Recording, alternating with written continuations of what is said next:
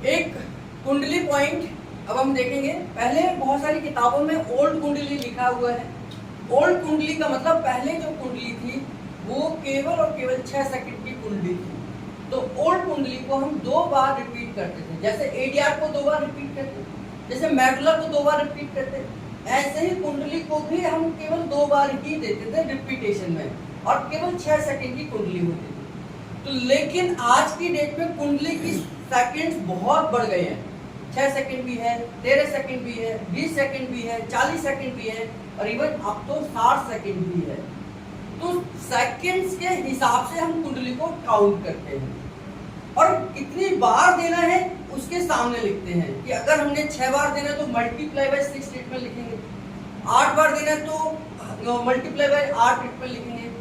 और कुंडली जो हमारी पेयर में देते थे, अब हमने उसको सिंगल डोज में देना शुरू कर दिया। तो पेयर में जब हम देते थे तो 1 होती थी, है ना। जब पेयर में 2 बार हम दे रहे तो 1 हो गई।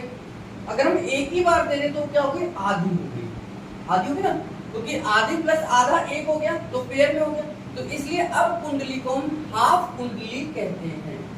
हाफ कुंडली कहते हैं क्योंकि अब ये 1 ही बार दी जाती है, और जितनी बार लिखा है उतनी बार आप रिपीट कर दीजिए। 4 बार, 5 बार, 6 बार, 8 बार भी अब हम रिपीट करते हैं। कुंडली क्या है, आपके पीनियल ग्लैंड को स्टिमुलेट करने का तरीका है।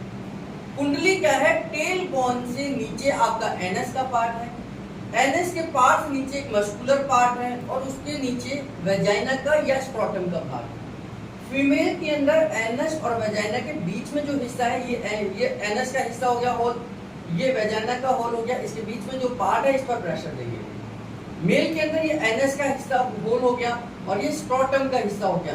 तो इस हिस्से को, दोनों का हिस्सा एक ही है, तो उसको उसी हिस्से को हम कुंडली का प्रेशर देते हैं। जब हम इस प्रेशर को यहाँ देते हैं तो इसका अल्टीमेटली असर आपके टेल बोन पर जाएगा।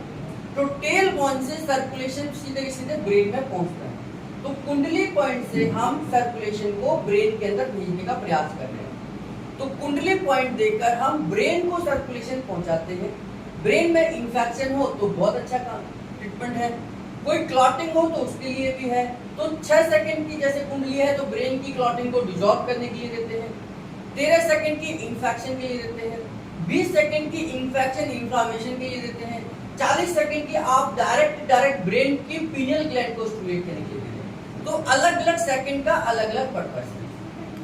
और 60 सेकंड पर अभी रिसर्च है कि हम उस पर काम कर रहे हैं, उसको हम ब्लड सर्कुलेशन के साथ साथ सभी एंडोक्राइन ग्लैंड्स को स्टिमुलेट करने के लिए देंगे। तो इस समय पर कुंडली देंगे कैसे, तो कुंडली देते समय हमें पीछे बैठना है, अपनी एडी को स्पाइन के ऊपर रखिए और धीरे धीरे खिसकाते हुए नीचे की तरफ आ जाइए।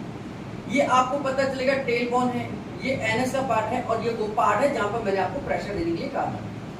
और धीरे धीरे एडी से आप प्रेशर दीजिए, और इस तरीके से एडी का प्रेशर अंदर की तरफ जाएगा, और यहाँ से ये प्रेशर ऊपर की तरफ जितने भी सेकंड का आपको देना है उतने सेकंड आप होल्ड करेंगे। पैर सीधा कर दीजिए, 6 सेकंड का प्रेशर है तो 6 सेकंड होल्ड करिए, और धीरे धीरे एडी को बाहर लेकर रखिए। दोबारा से देखिए, मैंने स्पाइन के ऊपर एडी रखी, धीरे धीरे मैंने ये देखा ये इनकी टेल बोन है, फिर एनस का पार्ट, और फिर वो पार्ट जहाँ हमने प्रेशर देना है, और यहाँ से धीरे धीरे एडी को सीधा कर दीजिए, घुटना सीधा कर दीजिए, और जितने सेकंड की आप कुंडली दे रहे हैं यहाँ से काउंटिंग शुरू कर दीजिए। जब आपकी काउंटिंग खत्म हो जाए तो धीरे धीरे प्रेशर को हटाना है और पैर को हटाना है। एकदम झटके से प्रेशर नहीं देना और एकदम झटके से हटाना नहीं है। तो पैर ऊपर रखिए, स्पाइन के ऊपर धीरे धीरे खिसकाइए, और एनएस के नीचे आपने ये पॉइंट को देना है। एनएस पर नहीं देना, एनएस के नीचे देना है। तो ये पूरा का पूरा पॉइंट है जो कुंडली का पॉइंट है। कुंडली हमारी ब्रेन को और स्पाइनल कॉर्ड को स्टिमुलेट करने का बहुत अच्छा और आसान तरीका है।